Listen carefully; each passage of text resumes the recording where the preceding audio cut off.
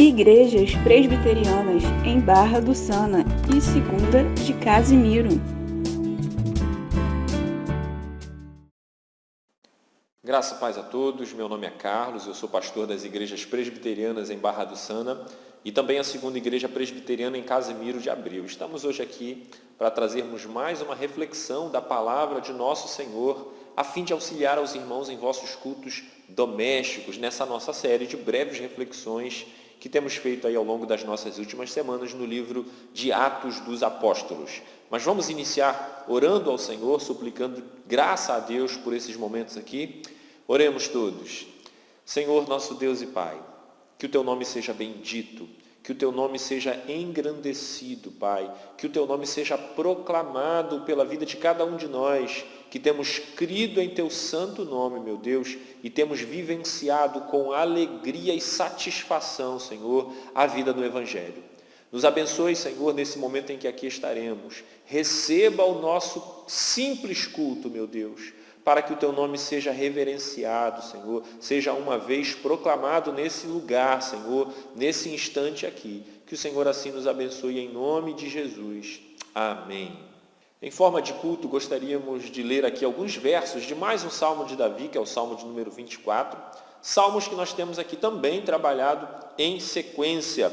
Neste Salmo aqui de Davi, ele nos demonstra a grandeza, a soberania e a santidade de Deus, através de perguntas retóricas que ele faz no verso 3, quando assim ele diz: quem subirá ao monte do Senhor? Quem há de permanecer no seu santo lugar? Meditar nessas perguntas haverá de gerar em nós o devido temor, principalmente quando Davi responde a essas perguntas no verso 4, quando ele diz: o que é limpo de mãos e puro de coração. Em Cristo Jesus, nós temos a nossa vida purificada, a fim de sermos salvos por aquele a quem Davi exalta, assim no verso 9. Levantai, ó portas, as vossas cabeças, levantai-vos, ó portais eternos, para que entre o Rei da Glória. Os portais eternos se abrem para o nosso Rei, que conduz consigo as nossas vidas, a vida de todo aquele que tem crido e vivido pelo nome de Cristo Jesus. Cantemos ao Senhor nesse instante, e aí em seguida oraremos uma vez mais, e assim partiremos para o que há de mais importante aqui, a reflexão na palavra de Deus. Cantemos ao Senhor nesse instante. Olha o mar, imenso é o mar.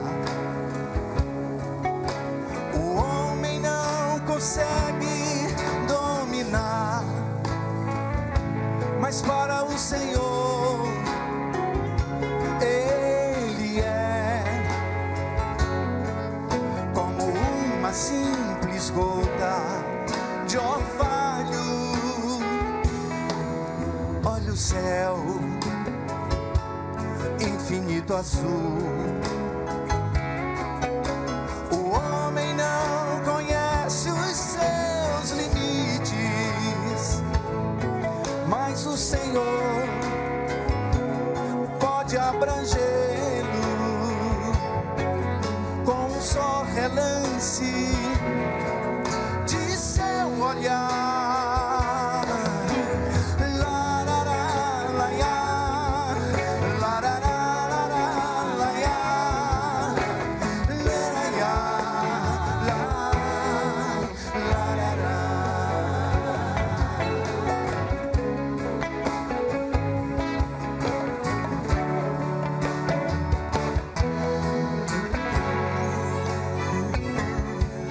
Para o sol, quando despontando vem, com a sua luz aquecendo o dia, mas o seu brilho não tem o fulgor da glória do meu Senhor. Olho as estrelas, incontáveis são, assim também o Senhor tem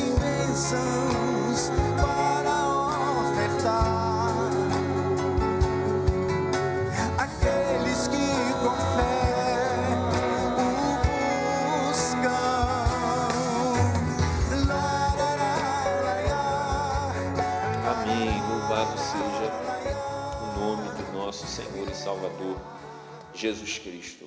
Vamos orar e aí aqui partimos para a reflexão na palavra de Deus. Senhor, nosso Deus e Pai, bendito seja o teu santo nome, meu Deus. Obrigado por esses momentos que o Senhor nos tem dado aqui. Obrigado, Senhor, por esse tempo, mesmo que tão difícil, Senhor, ausentes dos cultos públicos, Pai, mas não ausentes da tua presença, não ausentes, meu Deus, do culto ao Senhor, que é realizado por cada um de nós, no nosso mais íntimo, e como aqui também nesse momento. E faz desse momento um momento especial, assim quando estivermos aqui diante da tua palavra e sermos ministrados por ela, edificados pela boa ação do teu Santo Espírito. Dá-nos isso em nome de Jesus. Amém. Amém. Louvado seja o nome do Senhor. Chegamos hoje aqui ao capítulo 10 de Atos dos Apóstolos, que nos traz aqui todo o enredo do precioso encontro do centurião Cornélio com Pedro, visto aqui sob óticas diferentes. E isso é muito legal aqui no texto. Na divisão que o texto traz aqui em 3 partes neste capítulo. Na primeira parte, que é dos versos de 1 a 8, o autor narra o primeiro momento desse encontro, quando o anjo fala com Cornélio para o levar até Pedro. Na verdade, é Pedro que é levado até Cornélio. Na segunda parte desse capítulo 10, que fica aí nos versos de 9 a 16, o autor ele trata do embate de Pedro com o Senhor, através de uma visão recebida, que serve de preparo para aquilo que o Senhor tratará efetivamente no encontro com eles, que vai percorrer aí o restante do capítulo, que é aí a terceira divisão. Portanto, nessa nossa breve reflexão no livro de Atos dos Apóstolos, nós ficaremos então com esta primeira parte, com esse primeiro momento que está aí nos versos de 1 a 8, destacando aqui algumas coisas nesta fala do anjo com Cornélio. Mas vamos primeiro à leitura do texto, versos de 1 a 8 do capítulo 10. Diz assim a palavra de Deus: Morava em Cesareia um homem de nome Cornélio, centurião da corte chamada Italiana, piedoso e temente a Deus com toda a sua casa, e que fazia muitas esmolas ao povo, e de contínuo orava a Deus. Esse homem observou claramente numa visão, cerca da hora 9ª do dia, um anjo de Deus que se aproximou dele e lhe disse: Cornélio. Este, fixando nele os olhos e possuído de temor, perguntou: Que é, Senhor? E o anjo lhe disse: As tuas orações e as tuas esmolas subiram para a memória diante de Deus. Agora envia mensageiros a Jope e manda chamar Simão, que tem por sobrenome Pedro. Ele está hospedado com Simão, curtidor, cuja residência está situada à beira-mar. Logo que se retirou o anjo que lhe falava, chamou 2 dos seus domésticos e um soldado piedoso dos que estavam a seu serviço, e, havendo-lhes contado tudo, enviou-os a Jope. Vamos lá então. Primeiro destaque que nós fazemos no texto. Quem é este Cornélio? Cornélio é um alto oficial romano, comandante de uma tropa romana, morador de uma vila romana, de uma cidade romana chamada Cesareia, e que, fora do que seria comum, conforme o verso 2 aqui, ele era piedoso e temente a Deus com toda a sua casa, e que fazia muitas esmolas ao povo e de contínuo orava a Deus. E aí nós já entramos no segundo destaque do texto. Então nós identificamos a Cornélio aqui no primeiro momento e agora conhecemos um pouco mais de quem é este Cornélio e quem é este Cornélio diante de Deus. Bom, este oficial romano, que neste contexto de domínio aqui do império, ele deveria naturalmente se apresentar com uma personalidade rude, com uma conduta dura, sendo alguém extremamente cruel com o povo de Israel, a quem ele subjugava, e que deveria ser, inclusive, também um adorador dos deuses de sua nação. Nós vemos aqui neste Cornélio, conforme diz aí o texto, um homem piedoso e temente a Deus com a sua casa. E é interessante que o autor faz questão de acrescentar isto, com a sua casa, com a sua família, junto com alguns de seus funcionários, junto até mesmo com um de seus soldados, que era piedoso, segundo o texto, ou seja, que lhe servia e também demonstrava ali a sua fé diante de Deus. Ou seja, o que nós temos aqui com estas informações? Que Cornélio, ele de fato era a cabeça de sua casa, de sua família e também de seus funcionários, ensinando a cada um deles semelhante temor a Deus, que ele exercia diante do Senhor.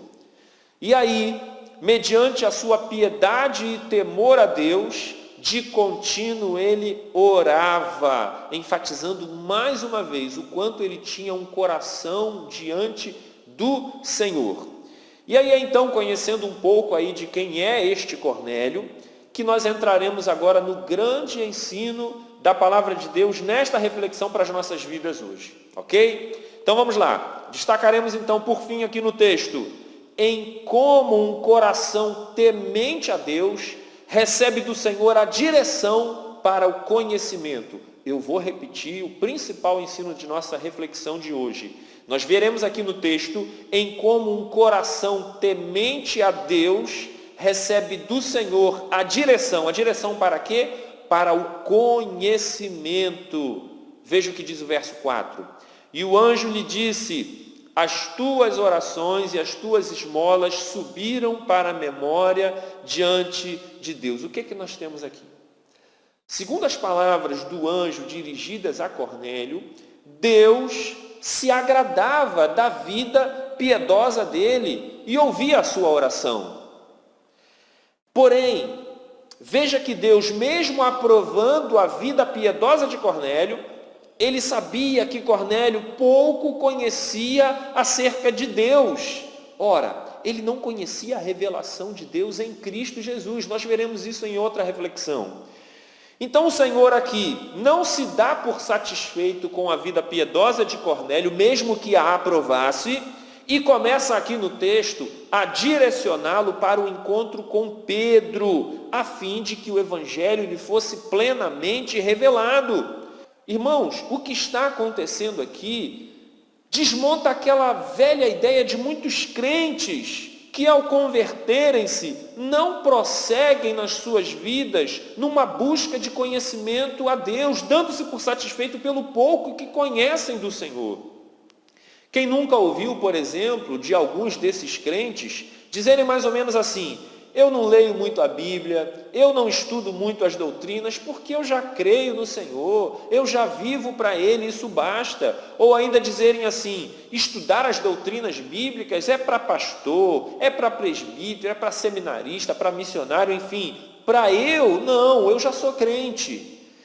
Irmãos, o que o Senhor fez com Cornélio, em levar Pedro até ele, nos mostra que Deus não quer, nunca quis, que crentes repousassem as suas vidas religiosas apenas num simples conhecimento de que os levassem à conversão. Mas veja que é desejo de Deus, que é vontade do Pai, que todos recebam mais e mais conhecimento. Visto aqui nessa figura da necessidade de Cornélio conhecer os mistérios da revelação de Deus em Cristo Jesus. Conhecimento esse que Cornélio não tinha. O que está acontecendo aqui é aquilo que Paulo lá na frente dirá aos Colossenses, no capítulo 1, versos 26 e 27. O mistério que estivera oculto dos séculos e das gerações, agora, todavia, se manifestou aos seus santos. Prestem atenção agora nesse detalhe. Aos quais Deus quis dar a conhecer qual seja a riqueza da glória deste mistério entre os gentios, isto é, Cristo em vós, a esperança da glória. Então veja a ênfase das palavras de Paulo, aos quais Deus quis dar a conhecer, desejo de Deus. Deus quis dar a conhecer o quê? A riqueza da glória deste mistério, um tesouro precioso que é dado aos gentios, que é dado aos crentes. E o que é? Cristo em vós, a esperança da glória. Portanto, Cornélio compreender a revelação de Cristo significa para nós hoje a necessidade de conhecermos as doutrinas cristãs de forma mais plena, a fim de conhecer ao máximo o caráter de Cristo. Qual a relevância disso? Conhecer ao máximo o caráter de Cristo haverá de moldar o meu caráter e o seu caráter. Eis aí o motivo, irmãos, de vermos muitos crentes com falhas no caráter. Eles creem em Jesus, mas não andam como Jesus porque não conheciam o modo de Cristo andar. Eles até amam a Jesus, mas não agem como Cristo agia. Eles até admiram as palavras de Jesus, mas seus lábios só dizem coisas que Jesus nunca disse. Com isto, é até muito possível que a conversão destes crentes seja de fato, sim, questionada. Por esse motivo, é que nós somos induzidos, que nós somos chamados mesmo a conhecer e prosseguir a conhecer ao Senhor. Portanto, buscar o conhecimento de Deus nada mais é do que obedecer aquilo que de fato Ele ordena para a vida de todo crente. Buscar conhecimento também significa ou significará sermos cheios do Espírito Santo, que é, irmãos, o que acontecerá com Cornélio aí nos versos adiante que nós meditaremos em nossas próximas reflexões. Portanto, queridos, que não falte na nossa vida, conforme nós aprendemos aqui, o cumprimento do desejo de Deus, da vontade do Pai, que prossigamos em conhecer os mistérios de Cristo. E como que conhecemos isso? Através das doutrinas bíblicas, através do que a palavra de Deus nos ensina acerca do caráter de Cristo, para que possamos o imitar, para que o possamos viver em honra a este nome que salvou as nossas vidas e que tem guardado-nos e muito nos abençoado. Deus abençoe a todos. Em nossa próxima reflexão, se assim o Senhor nos permitir, prosseguiremos aí no capítulo 10 do livro de Atos dos Apóstolos. Deus lhes abençoe, meus irmãos. Igrejas Presbiterianas em Barra do Sana e Segunda de Casimiro.